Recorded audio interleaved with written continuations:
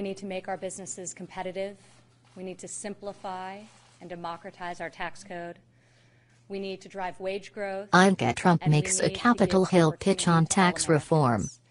After months of meetings behind closed doors on Capitol Hill, Ivanka Trump took the podium Wednesday in the Capitol's Lyndon Baines Johnson room to make a public pitch on tax reform, which she called critically important.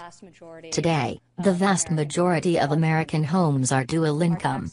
Our tax code has to recognize and support this reality and support our dual values of work and a family, she said at a news conference, citing statistics on the rising costs of childcare.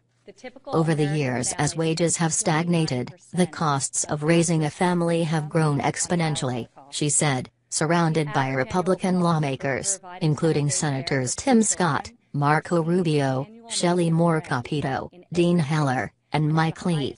It is a priority of this administration, and it is a legislative priority to ensure that American families can thrive and that we deliver real and meaningful tax relief to middle-income families. She left before the question and answer portion of the news conference. Earlier this week, Trump took her pitch on the road, speaking about expansion of the child tax credit at a town hall in Bucks County, Pennsylvania. She spent the summer and early fall meeting with lawmakers and advocacy groups on the subject, and recently hosted a bipartisan dinner at her home with husband and senior White House advisor Jared Kushner on the topic. The child tax credit proposal, which will have to go through the House Ways and Means Committee as part of the overall tax reform plan, would provide working families with approximately $2,000 per child and would be refundable against the payroll tax. Rubio has discussed expanding the child tax credit since 2014, introducing a tax reform plan that included the provision with Lee in 2015. It was something he often talked about on the 2016 campaign trail before he ultimately switched course and decided to run for re-election to his Senate seat last summer.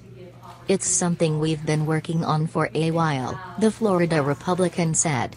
And to kind of see it come to fruition here pretty soon, it's one of those things that I look at and say, I'm glad I changed my mind and ran, because I could be here to be part of something like this and get something like that done.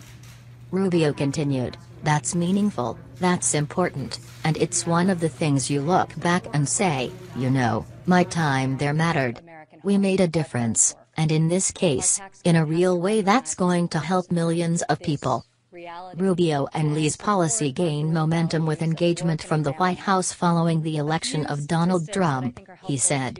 Ivanka Trump reached out to Rubio's office and the two began discussions.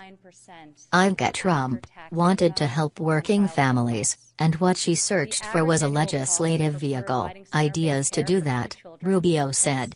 So she didn't need any convincing. She came with a desire to help working families with the cost of living, childcare, and things of this nature, and all we provided were policy options, he said. The policy has widespread bipartisan support, Rubio said, and he is optimistic about the progress being made.